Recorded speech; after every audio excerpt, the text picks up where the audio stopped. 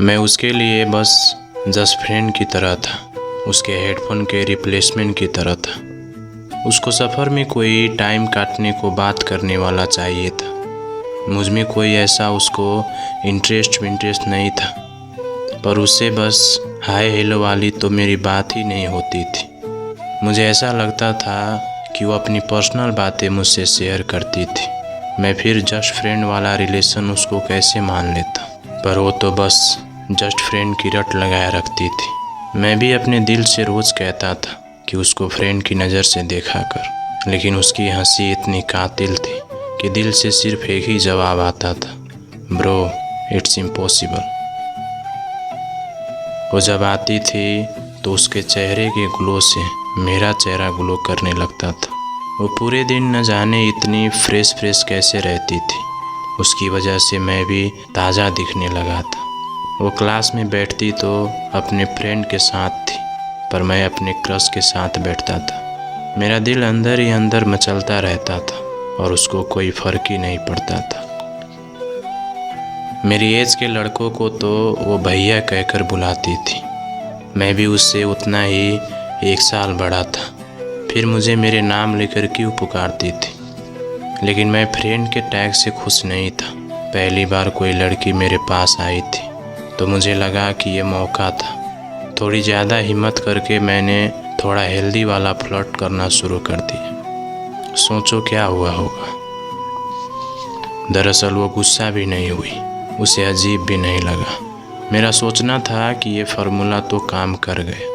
वो मेरी बातों पर अब ज़्यादा मुस्कुराती थी और मुझे पागल भी कहती थी। तो अब जस्ट फ्रेंड के लेवल पे ये मेरे लिए बहुत बड़ी प्रोग्रेस थी।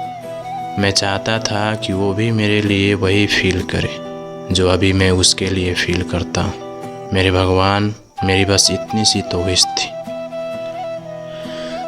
मैं जब उसका हाथ पकड़ लेता था तो उसको ज़रा भी अजीब नहीं लगता था। अब मेरे मन में भी ये बात आने लगी थी कि मैं अब उसके लिए बस जस्ट फ्रेंड की तरह तो नहीं हो सकता था। उसको भी तो कुछ अंदर से फील हो रहा होगा ना। मुझे कुछ कहने को उसके मन में भी तो कुछ हो रहा होगा ना। इसी सस्पेंस ने तो बस मेरी एक्साइटमेंट को बढ़ा रखा था कि कब मेरी क्रश मेरी गर्लफ्रेंड में बदलेगी। और वो हिंट देने के नाम पर तो सुपर्ब थी। जब उसका अचानक ही मन हुआ कि वो मेरे मुंह से कोई नॉनवेज जोक सुने, तब बाहर से मैं शर्मा जाता और मन ही मन एक्साइटेड होकर ये सोचता था कि कौन कौन से बढ़िया जोक्स मुझे उस वक्त याद थे। मैं उससे अब इस लेवल की बातों पर पहुंच चुका था कि जो अब आम नहीं थी। अब मैं उससे जो थोड़ी दूर भी चला जाता तो वो खुद मेरे पास आ जाती थी। और अब कोई ये कैसे कह सकता था कि वो मुझ में इंटरेस्टेड नहीं थी। अब मेरे और उसके चर्चे थोड़े मशहूर हो गए थे। औरों की नज़रों में हम रिलेशनशिप में आ गए थे और वो अभी भी अपनी बातों पर अड़ी हुई थी कि हम बस जस्ट फ्रेंड हैं। नहीं, ऐसा तो नहीं हो सकता। फिर मैंने खुद ही दिमाग लगाया कि शायद वो दुनिया को नहीं बताना चाहती होगी और अंदर ही अंदर मुझे चाहती होगी। लड़कियों के फंडे तो वैसे भी मेरे सर के ऊपर से जाते हैं, तो मैंने भी सोचा क्यों ना इस रिश्ते को सीक्रेट रिलेशनशिप नाम दे जाते हैं। पर अभी तक मैंने उससे अपने दिल की बात कही नहीं थी। क्या करता, कोई परफेक्ट टाइम ही नहीं मिल रही थी। पर अब ये दोस्ती उस मुकाम तक पहुंच चुकी थी कि मुझे यकीन था कि वो मेरे प्रपोज़ल पर हाँ ही कहेगी। मैं बहुत खुश रहने लगा था, हमेशा बिना बात की स्माइल करने लगा था। उसको अब सीरियसली दिल से चाहता था। ये सब कुछ ऊपर ऊपर से नहीं था। वो इंडिकेशन देती रहती थी और मेरे कॉन्फिडेंस बढ़ता रहता था। मैं पूरी रात बस यही सोचता रहता था कि अब कल तो उसे प्रपोज कर ही दूंगा। मैंने भी एक दिन फाइनल कर दिया कि अब जो भी होगा बस इसी दिन होगा। और फाइनली वो दिन जल्दी आ ही गया, क्योंकि अब मुझसे इंतज़ार ही नहीं हो रहा था। दिल उसे प्रपोज करने के लिए बेकरार हो रहा था। 2 चॉकलेट रख ली मैंने बस प्यार से उसे खिलाने को। मेरी चॉकलेट से ही जेब खाली हो गई, लेकिन काफ़ी था इम्प्रेशन जमाने को। पूरी तैयारी, पूरी रिहर्सल, सिर के बाल ठीक ठाक किए और जा ही रहा था उसके पास कि अचानक नज़रें पड़ी। कोई और था उसके साथ।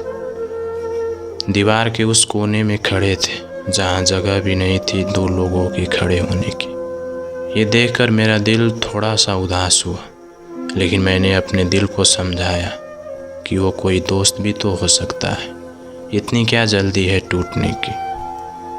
मैं उनके थोड़ा पास गया और एक साइड में चुपके से उनकी बातें सुनने की कोशिश करने लगा। शायद वो जो लड़का था उसका बर्थडे था और वो उसको गिफ्ट कर रही थी बड़ी एक्सपेंसिव घड़ी। मेरी जेब में चॉकलेट पड़ी पड़ी पिघलने लगी थी और वो चॉकलेट जिसकी वजह से पिघल रही थी वो किसी और के साथ खड़ी थी।